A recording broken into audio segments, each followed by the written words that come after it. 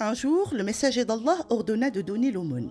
Et Omar ibn al-Khattab se dit, si un jour je peux surpasser Abu Bakr, c'est aujourd'hui ou jamais. Il apporta la moitié de ses biens au prophète, alayhi salatu wassalam.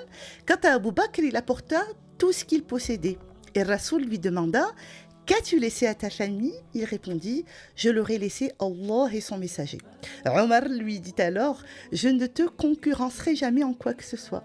Pourquoi Abu Bakr et Omar se concurrençaient tant pour sadaqa?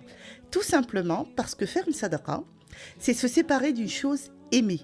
Allah dit dans Sourate Al-Fajr, et vous aimez l'argent d'un amour excessif, démesuré. وَتُحِبُّونَ الْمَالَ حُبًّا جَمًّا.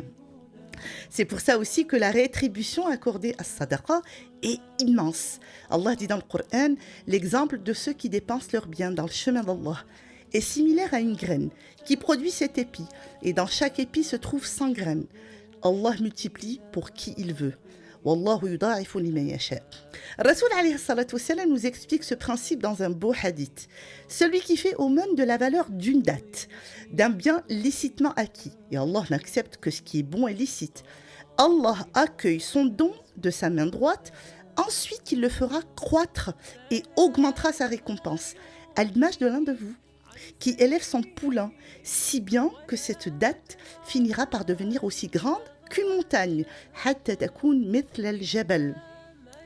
En plus de cet énorme salaire dans l'au-delà, Allah nous fait une belle annonce. Et toute dépense que vous faites dans le bien, il la remplace. وَمَا أَنفَقْتُم مِّن شَيْءٍ فَهُوَ يُخْلِفُهُ dans Sourate Saba. Ça, c'est la rétribution sur terre. Comme dit le prophète alayhi salatu wassalam, une aumône ne diminue en rien une richesse. مَا نَقَّصَتْ صَدَقَةٌ مِّن مَالٍ. Vous savez donc ce qu'il vous reste à faire. Même si vous êtes énormément sollicité pour des dons, laissez votre empreinte sur terre et donnez. Donnez le meilleur, comme Abu Bakr, Omar ou Habil, le fils de Adam alayhi salam. Qabil et Habil ont présenté chacun une offrande à Allah, les deux fils de Adam. Habil, qui avait un troupeau de moutons, a présenté un bélier de grande valeur, tandis que Qabil a présenté une botte d'épis de mauvaise qualité tirée de ses cultures.